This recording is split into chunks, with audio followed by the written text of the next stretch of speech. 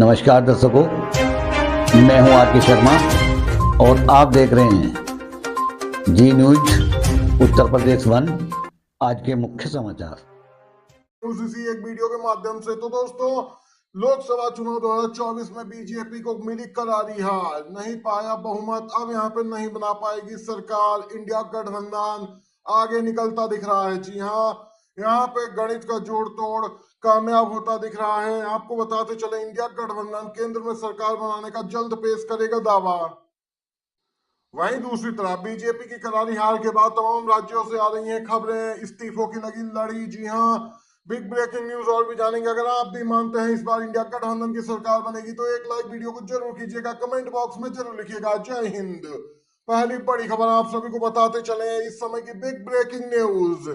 NDA की बैठक में भले ही पहुंचे हो चंद्रबाबू नायडू और नीतीश कुमार, लेकिन एनडीए में स्पीकर के पद पर पेच। सूत्रों के हवाले से बड़ी खबर, टीडीपी जेडीयू ने की स्पीकर पद की मांग। वहीं बीजेपी स्पीकर पद अपने पास रखना चाहती है। बताते चले, जेडीयू टीडीपी यहाँ पे दबाव बनाने की पूरी कोशिश कर रहे हैं। 1998 में टीडीपी के पास था स्पीकर का पद, देख सकते हैं, ये ताजा बड़ी खबर निकल के आई। वहीं बीजेपी के राष्ट्रीय उपाध्यक्ष दिलीप घोष ने सीएम नीतीश कुमार और चंद्रबाबू नायडू को पलटू राम बताया है। ऐसा लगता है बीजेपी ने मान लिया है कि वे पलट गए हैं। जी हाँ, बीजेपी नेताओं के बयान भी चंद्रबाबू नायडू और नीतीश कुमार को लेकर सामने आने लगे हैं। दिलीप कुमार, जो कि पश्चिम बंगाल में बीजेपी के नेता भी हैं, उन्होंने कहा कि ये दोनों नेता पलटू राम है। स्पष्ट है बीजेपी मान चुकी है कि इस बार वह सरकार का गठन इतनी आसानी से नहीं कर पाएगी। तो दूसरी तरफ आपको बताते चले, अभी अभी ताजा बड़ी खबर निकल के आई है। दिल्ली में इंडिया गठबंधन की बैठक जो समाप्त हुई बीते दिन, उसमें कई बड़े फैसले लिए गए।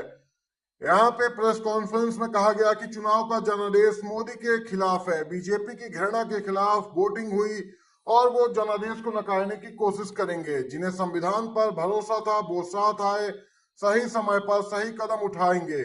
इंडिया गठबंधन सरकार बनाने की फिलहाल कोशिश अभी नहीं कर रहा। भारत ने फिलहाल विपक्ष में बैठने और फांसीवादी भाजपा सरकार पर नजर रखने का बड़ा निर्णय लिया। वे भाजपा के खिलाफ लोगों के जनादेश को साकार करने के लिए उचित समय पर उचित कदम उठाएंगे। यहाँ पे आपको बताते चले, इंडिया गठबंधन के फिलहाल सहयोगी दल विपक्ष में बैठने को तैयार है और हर जगह अब बीजेपी के खिलाफ लोगों का गुस्सा उबल रहा है और समय की मांग है कि उस गुस्से का फायदा महाराष्ट्र और हरियाणा चुनावों में उठाया जाए।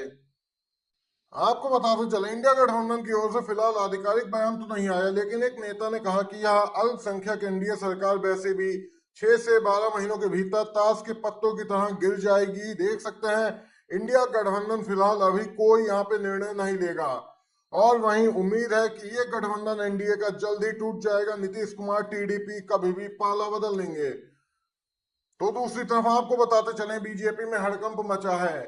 जब से बीजेपी की करारी हार हुई, अपने दम पे बहुमत नहीं आया, तमाम राज्यों से बीजेपी के नेता इस्तीफा देने लगे हैं। इस्तीफों की झड़ी लग गई है।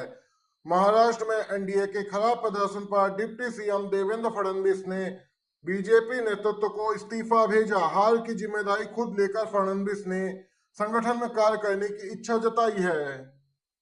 वही खबर निकल के आ रही है कि उत्तर प्रदेश में भी यहाँ पे इस्तीफे जल्द होने वाले हैं। खास तौर पे यहाँ पे कई बड़े नेताओं पे गाज गिरेगी। जी हाँ, उत्तर प्रदेश में बीजेपी को इतने खराब प्रदर्शन की उम्मीद नहीं थी, खासकर अयोध्या जैसे सीटों पर, जहां पर फैजाबाद की सीट बीजेपी हार गई। अयोध्या में हाल ही में राम मंदिर का यहाँ पे उद्घाटन हुआ था और फिर भी बीजेपी को मुंह की खानी पड़ी है। स्पष्ट है, लोगों में आक्रोश था बीजेपी के प्रति, वह वोटों के जरिए उन्होंने नजर आया है और यहाँ पे समाजवादी पार्टी फैजाबाद से जीती है।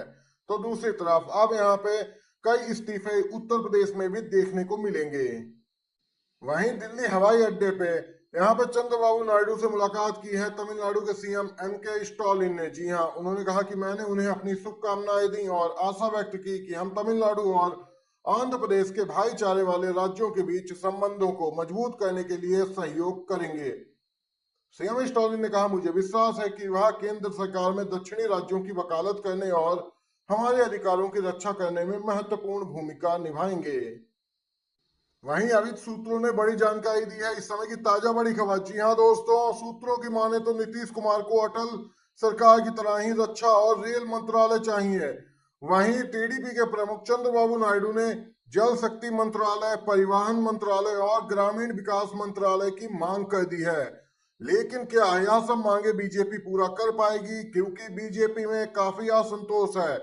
बीजेपी नेताओं में यहाँ पे बगावत हो जाएगी अगर इस प्रकार के बड़े मंत्रालय इन दो सहयोगी दलों को दिए जाते हैं, और ये दोनों दल इससे कम पर राजी नहीं होने वाले। इसके साथ ही दोस्तों बताते चले अन्य सहयोगी दल भी हैं जो बड़े मंत्रालय मांग रहे हैं, जिसमें गृह मंत्रालय, वित्त मंत्रालय और ऊर्जा मंत्रालय यहाँ पे शामिल है। पार्टी के भीतर यहाँ पे लगातार प्रधानमंत्री पद के लिए भी लॉबिंग हो रही है।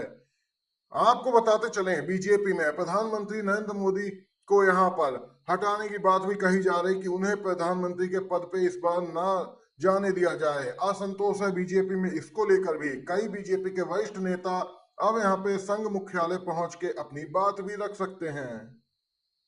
वहीं उत्तर प्रदेश की फैजाबाद सीट जहां पर अयोध्या आता है, वहां से जीते समाजवादी पार्टी के अवधेश प्रसाद ने कहा कि प्रधानमंत्री अयोध्या से तो चुनाव लड़ने वाले थे, लेकिन जब खुफिया रिपोर्ट से उन्हें पता चला कि वो हार जाएंगे तो उन्होंने अपने पैर खींच लिए। अवधेश प्रसाद फैजाबाद से जबरदस्त वोटों से जीते हैं और अयोध्या में बीजेपी को मुंह की खानी पड़ी है। वहीं इसी के साथ एक बड़ी खबर बताते चले, सुब्रमण्यम स्वामी बीजेपी के नेता लगातार मोदी को घेरने में लगे हैं। पूर्व प्रधानमंत्री को घेरने के लिए सुब्रमण्यम स्वामी लगातार नए बयान जारी कर रहे हैं। उन्होंने कहा कि इतनी कम सीटें आने पर भी कोई भी स्वाभिमानी नेता इस्तीफा दे देगा, बाहर किए जाने का इंतजार नहीं करेगा। ये यहाँ पे सुब्रमण्यम स्वामी ने स्पष्ट संकेत दिए हैं कि आरएसएस के मन में कुछ और ही चल रहा है, संघ मुख्यालय में और ही गणित लगाया जा रहा है। सुब्रमण्यम स्वामी ने स्पष्ट किया है कि और कोई नेता अगर होता स्वाभिमानी तो इस्तीफा दे देता, बाहर चला जाता, जबरदस्ती उसे बाहर किया जाए ऐसा इंतजार नहीं करता। ये सुब्रमण्यम स्वामी का बयान है।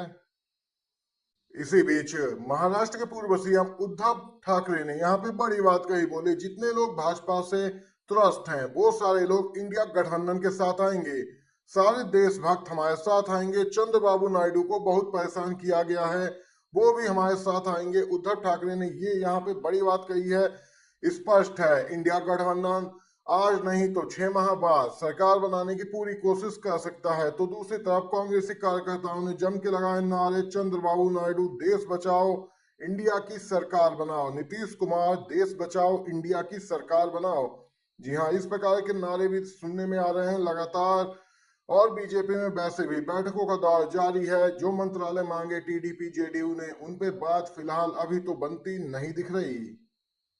देख सकते हैं ये सभी बड़ी खबरें, बिग ब्रेकिंग अपडेट अभी तक की थी जो आज तक पहुंचाई इस एक वीडियो में। आपको वीडियो पसंद आया?